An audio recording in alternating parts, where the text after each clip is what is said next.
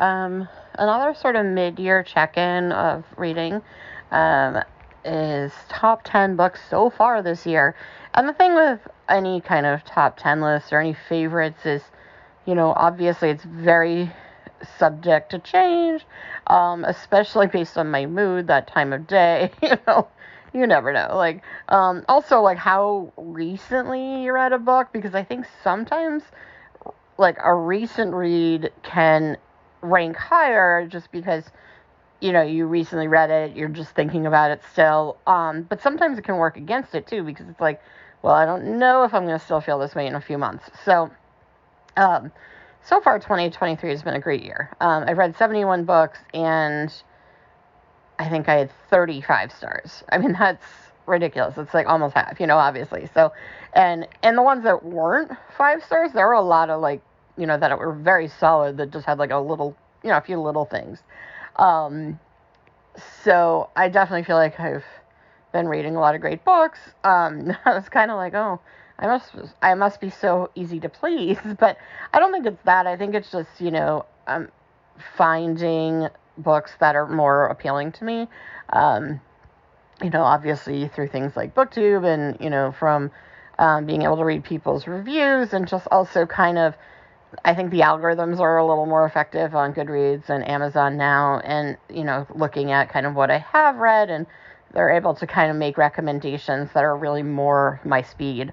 Because sometimes it's I know I want a mystery, but, I mean, there's different types, and, what I like is going to be obviously different than someone else. And I tend to find that, books that I love, not a lot of people will, but then there's, certain people that have very similar tastes to me. So, yeah, so, I mean, even though it seems I'm very easy to please and I give a ton of 5 stars, I mean, I'm probably easier to please than some people, but, I don't just give everyone a 5-star review, I'm not just oh yeah, everything's good. But I have had a lot of really good reads this year that I've really enjoyed. So it's kind of hard to pick my top 10.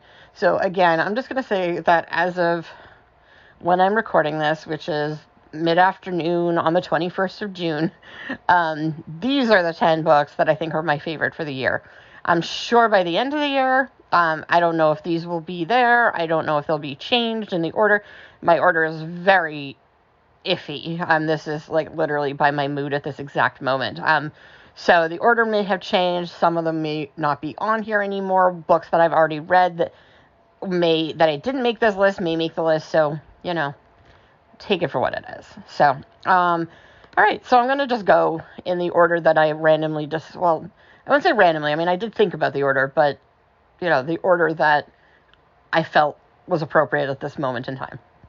So number 10 is Old Boys by Nick Spalding, and I think I put this at 10 just because this is not my kind of book. This is not the type of thing I normally read, but it's just kind of a light, contemporary, fun fiction, and it was hilarious. I guess there was a little bit of a romance element because he was trying to sort of work out his marriage, but it was not the primary story here. The marriage was kind of the catalyst to essentially this protagonist trying to rekindle his relationship with his estranged father. And the relationship between the father and son was just fantastic. I really, really enjoyed this. We did our Father's Day video recently, and we had already kind of planned it. So, but the dad in this would be a great example of a good father in fiction. The book was just so funny, really easy to read, really light read. And like I said, this isn't really my kind of thing normally. I'm not, I know people are really into a lot of the sort of what's the chick lit kind of light-hearted contemporary fiction, which I tend to like dark. I tend to like dreary and depressing. But this was a great palate cleanser. Definitely. Every so often, sometimes you just want something fun, and this was just really fun and enjoyable, and the characters were likable. I think that's the thing is, sometimes I think they're either in a lot of the light kind of stories. I feel like the characters are either kind of one-dimensional or not necessarily relatable, but I just found them very relatable here. So, yeah, I really enjoyed this, and I was lucky enough to get this as an ARC, so I got to read it before it came out, and it was only a few days, but, hey, I was still excited. So that was number 10. Number 9 is The Night Swim by Megan Golden, and this is one that's really stuck with me. I really enjoyed this at the time anyway. I like dual timelines. I'm a big fan of that, and I know a lot of people don't like it. And I mean, there are definitely books I've read that I don't know that are necessarily following it, don't use it effectively. But this is essentially 2 stories. It's about a podcaster who's in this town to investigate, will report on essentially a rape trial. And then there's also a girl who grew up in the town whose sister disappeared years ago. And then, they claimed it was like self-injury, self-harm, that she killed herself. And her sister has always kind of felt that like that didn't happen, that there was something else going on, and no one really believed her. And so there's kind of like a connection, obviously, between her sister's death and the current rape trial. And, I found this very compelling. I just couldn't put it down. I really enjoyed it. I really liked the main character, the podcaster. She was just very intriguing. It had kind of like a detective feel, even though she's not really a detective. So that was fun, and the mystery was good. And I have a tendency, I really do like, this is going to sound kind of weird, but I like books that sort of deal with violence against women, if done well, obviously. I want it to be done tastefully. But I do think, books that kind of address some of the sort of social, I guess, allowances we make, about, a sort of like abuse of women, sexual assaults, and I think this is one that I thought just handled it very, very well. So, so that's my number 9. So number 8, again, not necessarily, well, I guess this is kind of my kind of book. It's literary fiction. It deals with, dark themes. It was My Dark Vanessa by Kate Elizabeth Russell.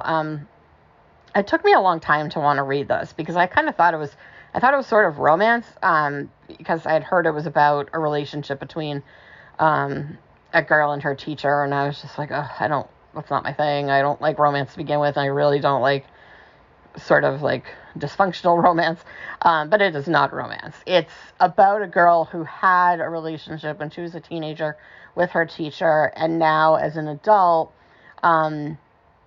he's been accused of sexually assaulting younger, other students in his classes now, and she's no longer in a relationship with him, but so it's a lot of her kind of trying to come to terms with, is this a pattern for him?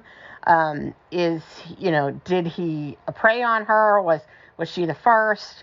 Was she manipulated? Was she groomed? And, she doesn't want to see herself as a victim, and she doesn't see herself as a victim, but, everyone kind of feels bad for her. And, I thought this book, one of the things I really liked about this is it did a great job of being nuanced. I think a lot of times it's like very easy to kind of look at a situation in black and white, and this was not.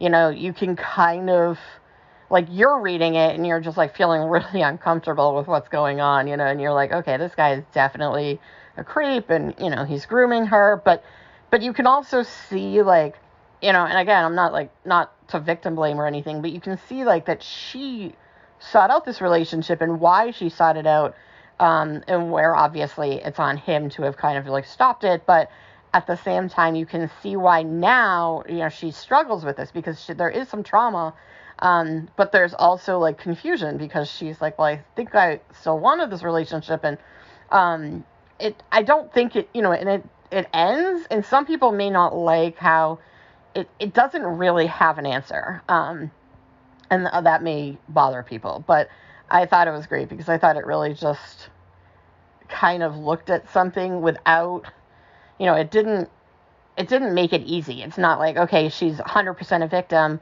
but she's not she's not a victim either. So, very interesting read, and just really enjoyed this.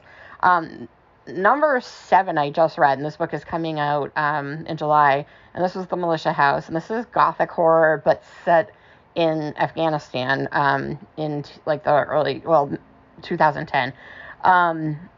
And this is kind of horror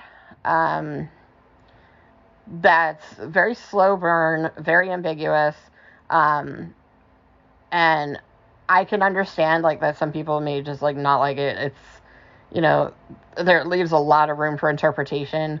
I loved it. I mean, it's essentially like I said in my review, I feel like it's a combination of, they say it's Stephen King meets Tim O'Brien. I think it's more, Tim O'Brien, but like meets the easy, like one third of House of Leaves, the actual house story, or, with a little bit of like Holden Caulfield Goes to War, kind of like in the character's voice.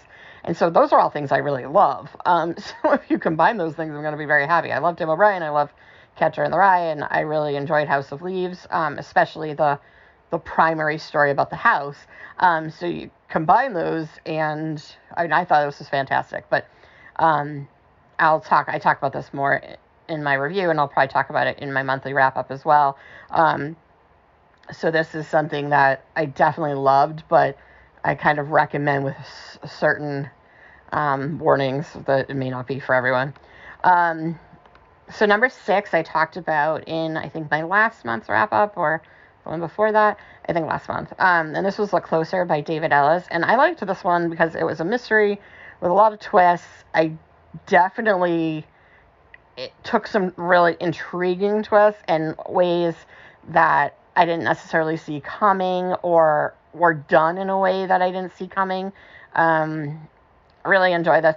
This cover, I don't think, like, sells this book for what it is. Like, it looks like a very different kind of book. I think it, looks like a fairly traditional domestic suspense, and I don't think it is. I think it's about some very, very unlikable characters doing some horrible things, but also, like, kind of sympathetic for some reason, even though I think they may be sociopaths, or at least one of them is, so it's definitely very, very dark. Enjoyed this a lot. I just love dark. But if you like dark, twisty mysteries, I really liked this one. But again, the characters are not very likable, so I found them likable, but kind of like you'd find Patrick Bateman likable. So, all right, number 5 was Looking Glass Down by Catriona Ward, and I was like feeling sad because I was like, 5, that's so high up. But the only thing, and I'm going to do a review of this, and I think I mentioned it in last month's wrap-up, or I may have actually read it this month. No, I think it was in last month's wrap-up, but this doesn't come out till August either, so I'll talk about that one. I'm going to do an actual review for it. My only reason that this wasn't higher, and I mean 5 is obviously high, out of all the books I've read this year. I love Catriona Ward. My reason is that it was a little straightforward to start, and it took a while to go off the rails, and so at one point I was like, oh yay, it finally went off the rails. What I love about Catriona Ward is that her writing has so many layers to it. And so in the early chapters, I was like, where are these layers? I want more layers. And it's definitely there. Don't worry. If you're missing that, keep going, because it goes completely off the rails in all the best ways. But at first it seemed like a fairly straightforward story. And I was like, where's like the weirdness? So that's the only reason it's probably not higher. But yeah, definitely if you like anything by Catriona Ward, her new one is fantastic as well. Number 4, I finally finished A Little Life. I said I was going to read it last month. It took me several weeks. It's obviously a long book, and it doesn't read fast, and it's also so emotionally draining that you actually need to walk away from it, frequently. But wow, this was just stunning. The characters were just very well crafted. Really dark, really, and I did a whole review on this, so I'm not going to go into a ton of detail, but very emotional. This was a hard read, but in like all the best ways. I like dark fiction that's very triggering, and this one has many, many content warnings that are very, really, really needed.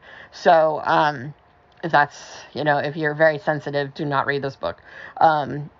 I tend to like that, even though it can be obviously emotionally hard to deal with.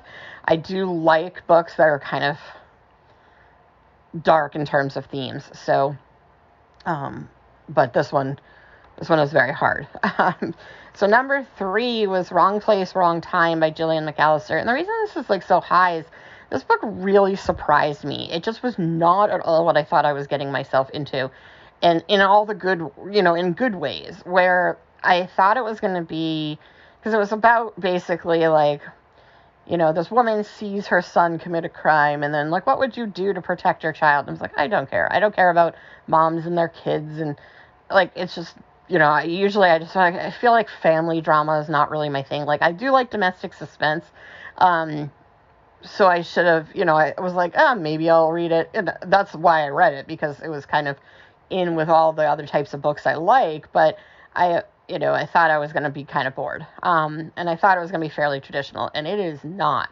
It's not only is it a mystery, but it's actually sci-fi. There's a time loop, and it's, essentially, and I don't think it's really giving too much away. It's, happens pretty early. She does witness a crime that her son commits, and then she wakes up the previous day, and so she's moving slowly back in time to try to figure out what led to this event to try to stop it.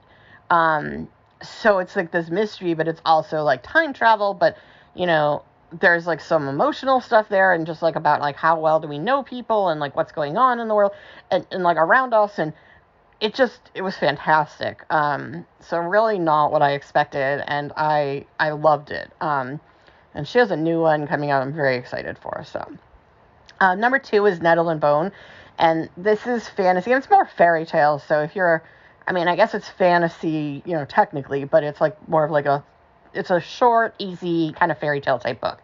It reminded me a lot of Neil Gaiman, and I love Neil Gaiman. So, I very much enjoyed this. Characters were great. It was funny.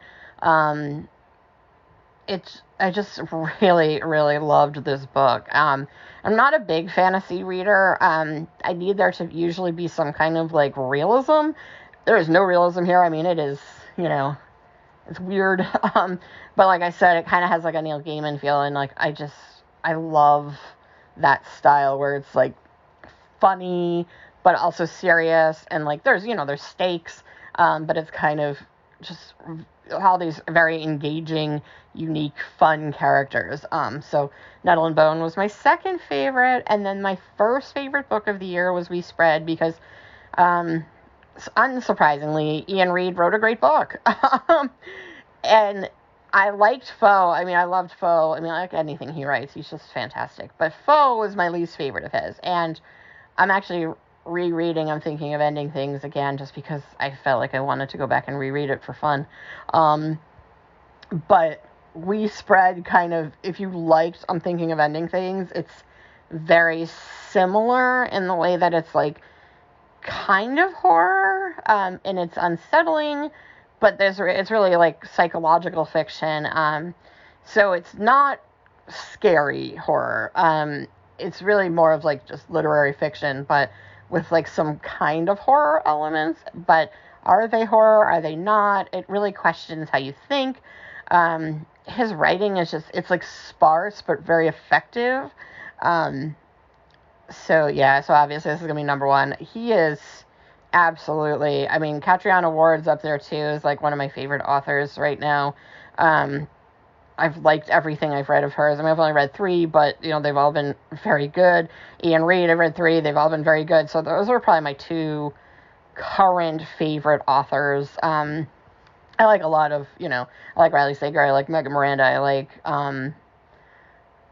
Ruth Ware.